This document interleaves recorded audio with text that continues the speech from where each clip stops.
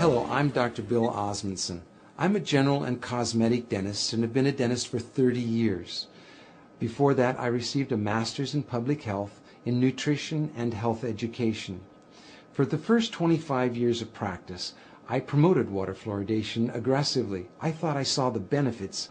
It wasn't until I actually looked at the information myself and sat down and looked at the different government agencies and the different reports and the studies that I began to realize that fluoridation was a problem. One of the first things I did is I looked at my tube of toothpaste. It says drug facts. I know it's a drug. If I were to give it to you, it'd have to be a prescription. That's for swallowing. When it comes to toothpaste, it also says don't swallow. And if you do swallow, contact a poison control center. Well, the amount of fluoride that they're talking about is a pea-sized amount of fluoride. You probably don't see that in advertisements, a pea-sized amount of fluoride. Usually when I see an advertisement, it looks more like a Dairy Queen ice cream cone.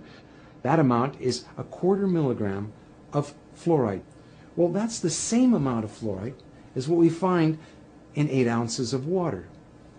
1/4 milligram of fluoride, 1/4 milligram of fluoride. Don't swallow. If you do, call the Poison Control Center. One of the things that concerns me is water fluoridation for infants. The American Dental Association and Center for Disease Control recommend that infants not receive water for drinking nor for making their formula. It's 250 times more concentrated in fluoride than mother's milk. We shouldn't fluoridate water and harm our most vulnerable. The next thing I looked at was dental fluorosis. These are the white and brown spots on the teeth. The only thing that causes dental fluorosis is fluoride. Too much fluoride ingested, usually during the developing years, birth to about 8 years of age. When I see people coming in to have treatment for dental fluorosis, I mention to them that they have had too much fluoride. And this is an indication that the rest of their body has probably had too much fluoride also, their bones and in the rest of their organs. Damage from dental fluorosis is not disputed. Everyone agrees that too much fluoride can cause dental fluorosis. About 1/3 of children are now experiencing fluorosis, according to the CDC. The next thing I wanted to look at was benefits. What are the benefits of it? I've heard reports of 20 to 40%, 60%, 80% tooth reduction with water fluoridation. So what is the benefit of water fluoridation? And I had a close look at several factors. One, comparing different countries of the world, we can see that no matter what we do on fluoridation, whether the country fluoridates or no fluoride at all, decay is reduced the same amount in all countries.